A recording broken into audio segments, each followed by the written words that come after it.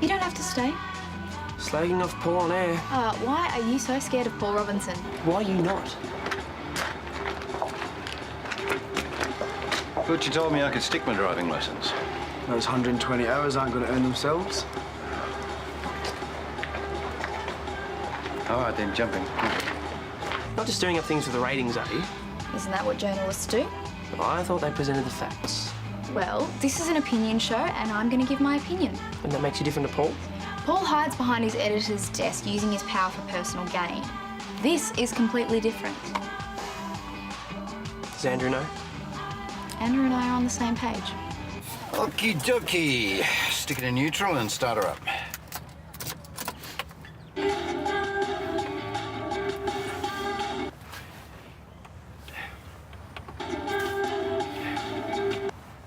Someone's radio show's on, Dad. Well, what is the point of me being here, then? Hi, you're listening to Pirate Net. This is the Hoyland Report, and I'm Summer Hoyland.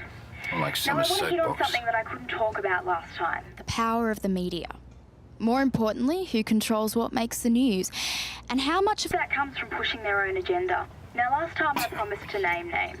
starting with the owner and editor of a familiar local rag. Because that's what he'd do. Name a name, twist a story, filling it with his own personal bias. Or hers. But you see, that's not my idea of good journalism. Now, this person's probably listening. They know who they are, so... Now, that's a word disappointing. Of advice? We know what you're doing. And stop treating your readers like idiots. Now, I'm gonna open up the lines and you can ring up and give me your say. Happy? Are you?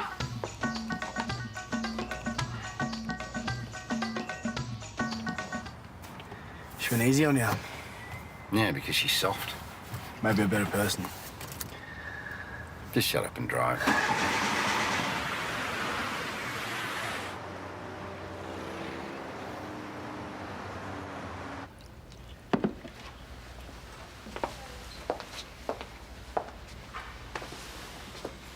Thanks. I mean, Dr. Lawson told me I could have ages. Karl's not an oncologist. You should speak to Rhys again. You should get a second opinion. Be totally clear. Whichever way I go, treatment, no treatment, I'm stuffed. It's. I'm so sorry, Jim. I wish there was something I could do.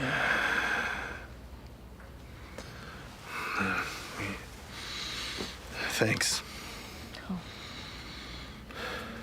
And thank Karl too. Eh? Susan, you did the right thing. Yeah, I'm just looking at your Inca Trail site, and prices are considerably cheaper in December and January at wet season. Does that mean it's inaccessible, or...? Ah, okay. Yeah, look, I'll call you back. Yeah, thank you.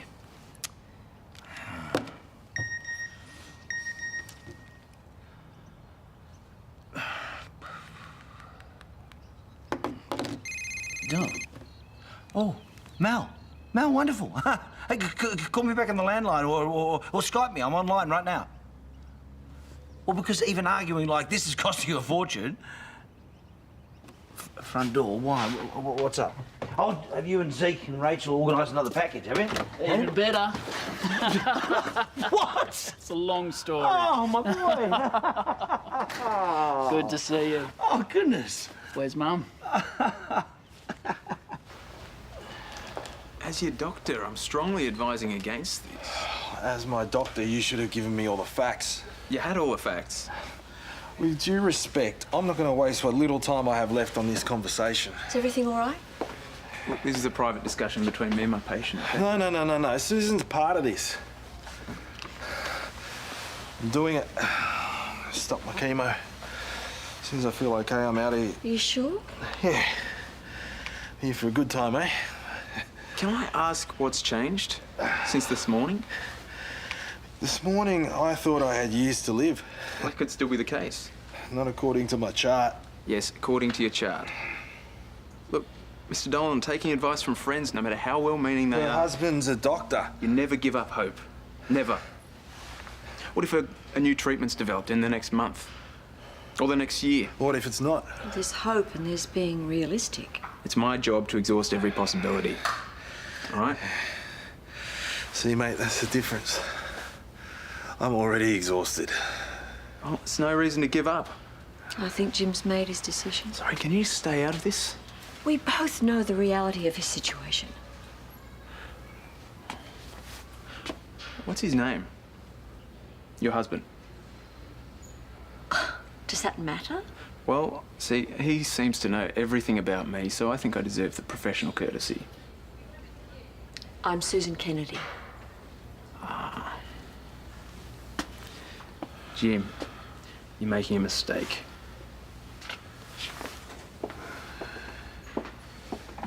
You should have called. I did. Well, I would have picked you up from the airport. Dad. You should have called. Now, come on, I want answers. What are you doing here? How long are you here for? And how's Catherine?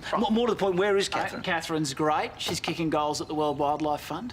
She sends her love and this little thing here, a furry toy rhino. Oh, cute. So, Mum's... Well, Mum's out, yeah. And everything's okay? No, everything's fine. Why? No reason. Oh, I told you about Peru. Well, you're really doing Oh, it. sure, we've always wanted to. I know, it's great, Dad. Yeah. When are you thinking of going? Oh, December, January-ish, yeah. Oh, yeah. The cheap season. But off-peak means it's less crowded. Oh, you're expecting the Andes to be crowded, eh? I'll call your mum. Right. It's probably her now. It's me. Oh, no, sorry. It's work. Sorry, give us a sec. Yeah, Karl Kennedy. Yeah, Rhys, it's not really a good time at the moment. What? Why? Yeah, look, my son's just arrived from London. All right, okay, I'll see what I can do. Yeah, okay. Bye. Mate, look, I'm really sorry. It's work. I have to go in. All right. Well, look, no drama. I'll just grab a shower and wait for Mum. Sure, I won't be long. All right. Okay. Make yourself at home. Good.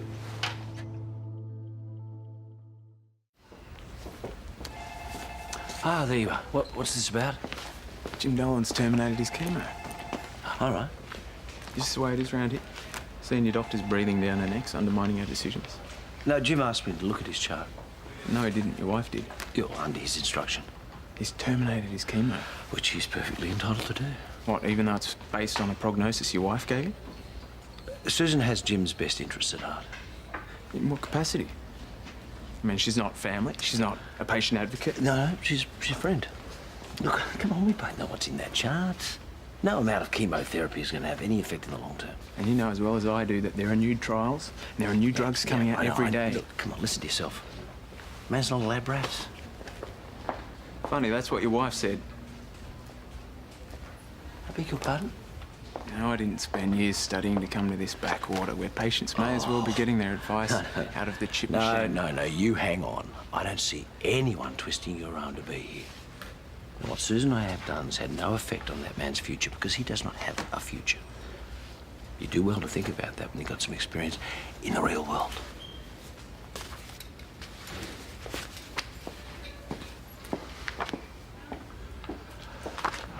You sure you don't want to go home? I like the fresh air. It's good to stop for a breather, though. Yeah. Are you okay? I should be the last of your worries. You still don't know if you did the right thing. Look, I made up my own mind. All you did was give me both sides of the story. I think I might have got Karl into trouble. I gave him the okay to look at my chart. All right, I'll sort it. Have you really made up your mind about the treatment? Yeah. Unless you know of some miracle cure floating out there. Or... You'd be the first person I'd bring it to. You know, knowing I'll never have to have chemo again. It's a huge load off. You know, I thought not Knowing how long I've got would freak me out. Doesn't.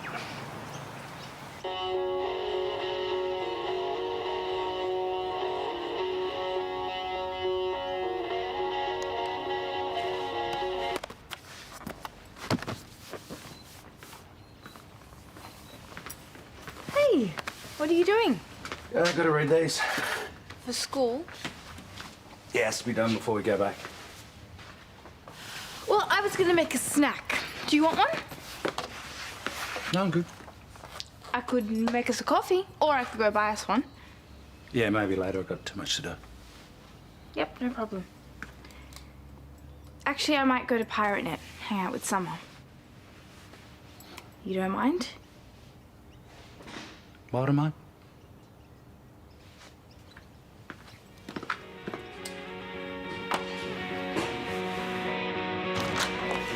Anything? Not one call. Great. So what are you going to do? Oh, have a lively on-air debate with myself. Slagging off Paul is my whole show. Now I've got nothing to get people calling in, which is what I need for this show to work. Tash, don't have a kitten. There's a song playing. I have done this too, you know. Did you pick this song? Is there something wrong with it? No, nothing. If you actually want people to turn it off. You have done this before. Uh-huh. Get up, give her your headphones. Okay, so we're talking about the media, how the old-style tabloids are completely controlled by their owners.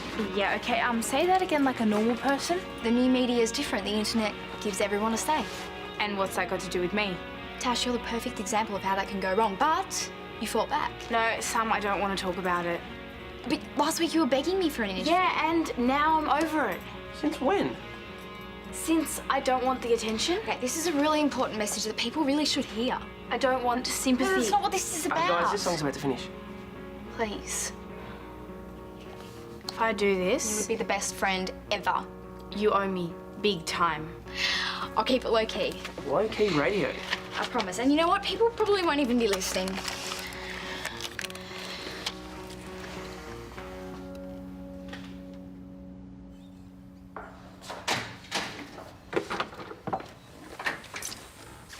Where's Malcolm? He was having a sleep. I think the jet lag's hit him. I tried to ring you to warn you. Don't. You knew exactly what you were doing. Don't try and dignify it by pretending you were trying to protect me. Karl, I'm so sorry. It was not your place. You needed to know. It's not your place. I asked you not to say anything. We sat there. I specifically asked you not to say anything. Karl, he's entitled to know and understand everything about his illness so that yes. he can make an informed decision about his treatment. Yes, and that is the responsibility of the medical staff to inform him, not you or me. His doctor's lying to him. Oh, no, he isn't. Karl, the man is dying. Susan, Jim Dolan is not Alex. He needed to know.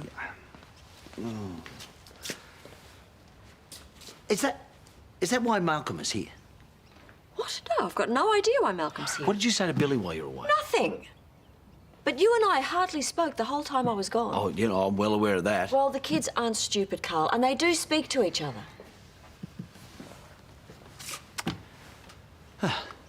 Hello, mate. I might just head down to the gym.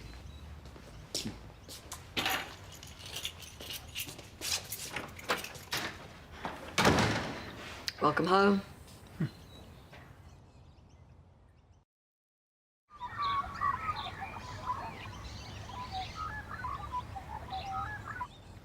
You didn't fly halfway around the world to hear about our petty quibbles. Oh, that sounded like it was a bit more than petty. Well, it wasn't. Mum, you woke me up. Oh, for heaven's sakes, open the shortbread and tell me what's been happening with you. Mum. It's nothing. I did a favour for a friend. Your dad disagreed. End of story.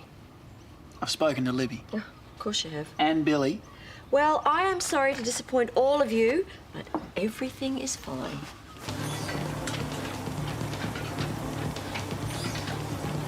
Nick off up Billy and Anne's and don't talk to Dad for weeks. I was busy with the kids. And I walk into whatever that was. A squabble. And everything's fine. I don't know what else you want me to say. Why did Dad walk out? Oh, for heaven's sakes, Malcolm, he didn't walk out. He went to the gym. He's training for our trip to Peru. Is this seriously why you're here? Do I need a reason to visit my own parents? No, of course not, but it's been a while. Well, then that's why I'm here. You and your brother and sister talk way too much for your own good. Eat your shortbread.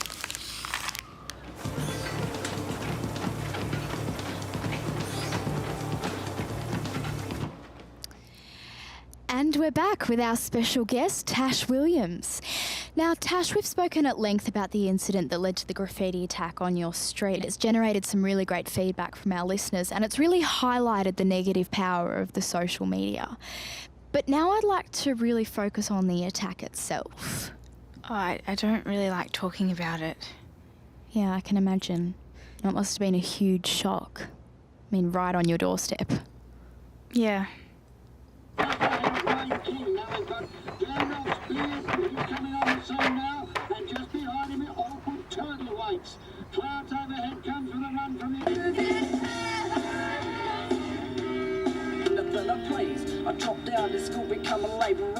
Come home and find that someone had spray painted the word skank all over your driveway. Yeah, it sucked. And you've got no idea who did it? No.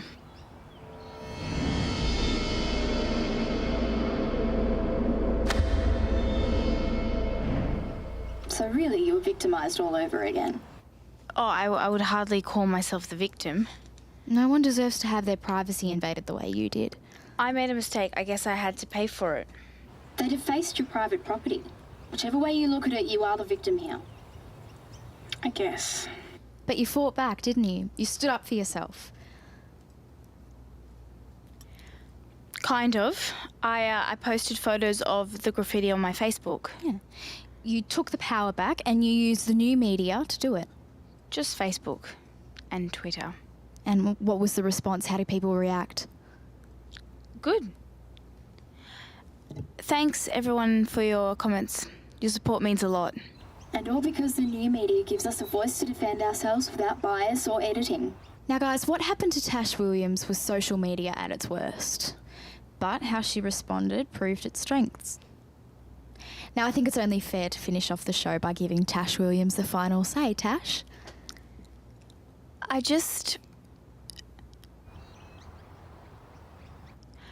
Thanks again, everyone.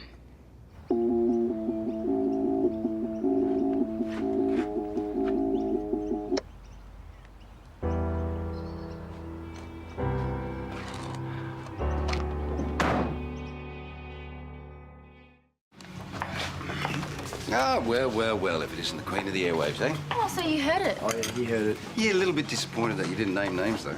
Like you would have. See, if you could learn to rein in that righteous indignation of yours, you might actually become a good journo one of these days. So I didn't think there was two sides to your story. Guess I was wrong. Wait, was that a compliment, Paul? I thought the interview was very well balanced and you handled it well. Congratulations. Good. Does this now mean Summer can have an internship back? Absolutely not. Hang on, Dad. You just said that she... No, I said the interview was well balanced. The article wasn't. No, you just didn't agree with my perspective. Oh, come on. I'm not going to have this debate again. I'm gonna go. You butchered my work. And that's my right as an editor. Not everyone edits that way. Some editors actually respect their writer's work. Yeah, and not every writer hacks into their boss's computer just because things don't go their way.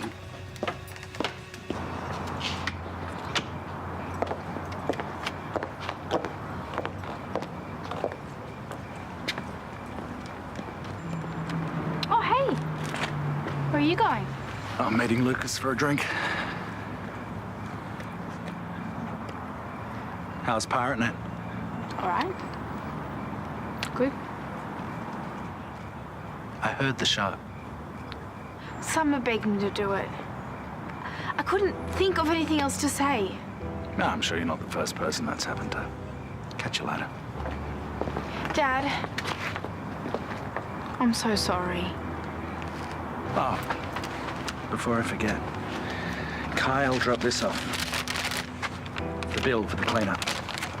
He needs payment within 7 days.